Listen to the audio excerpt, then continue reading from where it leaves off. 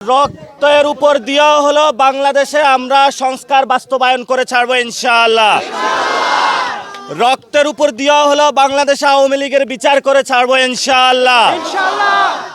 রূপগঞ্জে আমাদের একটি প্রোগ্রাম ছিল এবং এই প্রোগ্রামে আপনারা দেখেছেন গতকালকে বারংবার এখানে সন্ত্রাসী হামলা হয়েছে এবং আজকেও তারা সন্ত্রাসী হামলা করেছে। এখানে আমাদের স্টেজ ভাঙচুর করেছে, প্যান্ডেল ভাঙচুর করেছে এবং আমাদের এই যে সহযোদ্ধা তার এই জায়গায় ঠিক কোপ বসিয়েছে।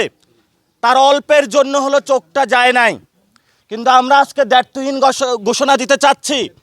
আমাকে অনেকে বলেছে যে আপনার জানের রিস্ক রয়েছে, আপনি সেখানে যাবেন না। আমি বলেছি আমার কোনো সহযোদ্ধা আহত হবে আর আমি হলো ঘরে হাতে চুরি পরে বসে থাকবে, এটা বাংলাদেশে হবে না ইনশাআল্লাহ। যেখানেই কোনো সহযোদ্ধা আহত হবে, যতই আমাদের কেউ ভয় দেখাক না কেন, আমরা হাসিনার মতন গুন্ডা পান্ডাকে সান্ডা করে আসছি, নতুন কোনো গুন্ডা পান্ডাকে আমরা বাংলাদেশে ভয় পাই না ইনশাআল্লাহ।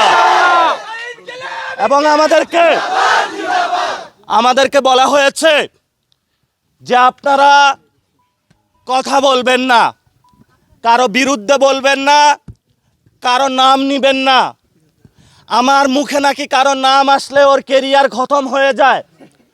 তো আমি আপনাদেরকে বলবো আল্লাহর হস্তে সবাই আকাম কুকাম সন্ত্রাসী কার্যক্রম ছেড়ে দেন। আপনিও ভালো, আমিও ভালো। আপনি যদি শয়তানি কাজ করেন, আমরা হলো শয়তানের বিরুদ্ধে আছি, আমরা শয়তানকে বাংলাদেশে রাখতে চাই না। এই যে রক্তের দাগ, এই রক্তে রঞ্জিত হয়েছে নারায়ণগঞ্জের এই রূপগঞ্জ শহর। এই রূপগঞ্জের আজকে স্কুল মাঠে আমরা প্রোগ্রাম করতেছি। আমি আপনাদেরকে রক্তের কসম খেয়ে বলছি, ভবিষ্যতে ইনশাআল্লাহ রূপগঞ্জ এনসিপির ঘাঁটি হবে ইনশাআল্লাহ।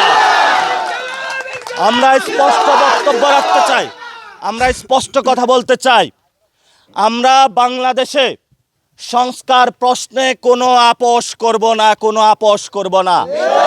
যতদিন আমরা জীবিত থাকব, বাংলাদেশের মানুষের জন্য, আপনার সন্তানের শিক্ষা ব্যবস্থার জন্য, আপনার বৃদ্ধ মা বাবার চিকিৎসার জন্য, বাংলাদেশের যে মেডিকেল সেক্টর শিক্ষা প্রতিষ্ঠান নষ্ট করে দিচ্ছে শেখ হাসিনা, ব্যাংকের টাকা লুপাট করেছে, এগুলা যদি আমরা আপনাদের সন্তান হিসাবে ঠিক না করতে পারি, আসমান থেকে কেউ আইসা ঠিক করে দিতে পারবে না, আমরাই ঠিক করবো ইনশাআল্লাহ। আপনারা জানেছেন এখানে অনেক বিএনপির ভাইরা আছে, জামাতের ভাইরা আছে। গত 17 বছরে কি আপনারা নির্যাতিত হন নাই? ওই সময় তো আল্লাহ বিল্লাহ করেছিলেন যে বাংলাদেশে এই ধরনের কোনো জুলুম আর নেমে না আসুক। কিন্তু এখন আবার যখন আপনারা আমাদের উপরে এই রক্তর দাগ লাগিয়ে দিচ্ছেন, জুলুম চাপিয়ে দিচ্ছেন, আমাদের ভাইদেরকে জেলে নিয়ে যাচ্ছেন, একটা সময় আসবে তখন আপনারা এইসব প্রার্থনা করার সুযোগ পাইবেন না। ওই সময় আপনাদের অস্তিত্ব খুঁজে পাওয়া যাবে না বাংলাদেশে ইনশাআল্লাহ। এখন বাংলাদেশে আপনারা দেখেছেন নারায়ণগঞ্জের শীর্ষ সন্ত্রাসী আইবি রহমানকে মুক্তি দেওয়া হয়েছে। ইলেকশনের আগে কথা ছিল বাংলাদেশে আওয়ামী লীগের বিচার হবে। ইলেকশনের আগে কথা ছিল আপনারা গণভোটে হাঁ দিবেন। বাংলাদেশের 75% মানুষ গণভোটে হাঁ রায় দিয়েছে। দেওয়ার পরে দেখতে পেলাম কি, এই সরকার হলো পোল্টি মেরেছে যে তুমি আমাকে ভোট দিয়েছ, এখন তোমাকে গুনার টাইম নাই। তুমি আমাকে ভোট দিয়েছ, আমার যা ইচ্ছা আমি তা আওয়ামী লীগকে নিয়ে করবো, তোমার এখন গুনার টাইম নাই। সম্মানিত জনগণ, আপনাদেরকে বলবো, যারা আমাদেরকে হেস্তনেস্ত করে গুনার টাইম নাই বলে, সামনের আগামী নির্বাচনে, উপজেলা ইলেকশনে বিভিন্ন জায়গায় তাদের হাতে আপনারা লাল কার্ড ধরিয়ে দিবেন। এই যে ছাত্র দলের ভাইরা, আপনারা 15 তারিখ 14 আগস্ট রাতে আমি ছাত্র দলের প্রেসিডেন্ট সেক্রেটারিকে বললাম, যাও ধানমন্ডির এখানে যারা আওয়ামী লীগ আছে তোমরা তাদেরকে ওইখানে হলো রাজনৈতিকভাবে হলো মোকাবেলা করো। একটু পরে দেখলাম 5-6টা মহিলাকে হলো রাস্তার মধ্যে শোয়ানো, আঘাত করে। আমি প্রেসিডেন্ট সেক্রেটারিকে জিজ্ঞাসা করলাম, আমি তো তোমাকে এই নির্দেশনা দেই নাই, তুমি এই কাজটা করলা কেন? কয় ভাই ধূপ ধাপ সব দিয়া হলো চলে আসছি। ধূপ ধাপ কোথায় দিতে হবে, কারে দিতে হবে, এই সেন্সটুকু যদি না থাকে তোমাকে কে বলেছে রাজনীতি করতে বাংলাদেশে? আমাদের সীমান্ত এলাকায় আমরা এখানে নিরাপদ আছি, কিন্তু সীমান্তের মানুষগুলা অনিরাপদ আছে। সেখানে ভারত থেকে বিজেপি সরকার গেরুয়া পতাকা শুধুমাত্র মুসলিম পরিচয় হওয়ার কারণে অবৈধ বাংলাদেশি পরিচয় দিয়ে সীমান্তে তারা 30 লক্ষ লোককে জড়ো করেছে বাংলাদেশে প্রবেশ করানোর জন্য। আমরা বলতে চাই, স্বরাষ্ট্রমন্ত্রী আপনি বর্ডার কিলিং নিয়ে অযাচিত সংজ্ঞা দিয়েছেন।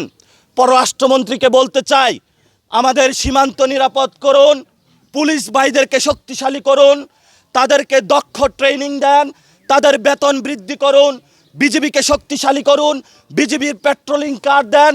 যদি আপনি সীমান্ত ব্যবস্থা নিরাপদ না করতে পারেন, 71-এ এত শহীদরা কেন রক্ত দিয়েছিল আমরা জিজ্ঞাসা করতে চাই। মেজর জিয়াউর রহমান বলেছিল ওই রিভল্ট, সেই রিভল্ট কোথায় গেল? সীমান্তে কেন মানুষ ঢুকে? সেই প্রশ্ন আমরা এই সরকারের কাছে করতে চাই। অনেকে বলেছে নারায়ণগঞ্জের এই রূপগঞ্জ, যখন আমি আসতেছিলাম রূপগঞ্জের প্রেমে পড়ে গিয়েছি। খুবই সুন্দর এলাকা, কিন্তু এই রূপগঞ্জে অনেকে বানিয়েছে মাদকের অভয়ারণ্য একটা জগৎ। রূপগঞ্জে বানানো হয়েছে সন্ত্রাসের অভয়ারণ্য জগৎ। রূপগঞ্জে বানানো হয়েছে জমি দখল, ঘর দখল, মানুষের জায়গা জমিন দখলের একটি ভোগ পণ্য হিসেবে বানানো হয়েছে। এনসিপি যখন ইনশাআল্লাহ ক্ষমতায় আসবে, আমরা যখন রূপগঞ্জে কাজ করব, আপনাদের 1 ইঞ্চিও দখলবাজ দখল করতে পারবে না, এই প্রতিশ্রুতি দিয়ে গেলাম। আমরা রূপগঞ্জে মাদক মুক্ত করব ইনশাআল্লাহ। রূপগঞ্জে কোনো সন্ত্রাসী থাকতে পারবে না ইনশাআল্লাহ। এই যে আমাদের ভাইকে আজকে যারা হামলা করেছে, এরা সকল সন্ত্রাসী। এই সন্ত্রাসীদের আজকে রক্তের মিডিয়ার সামনে দেখাচ্ছি।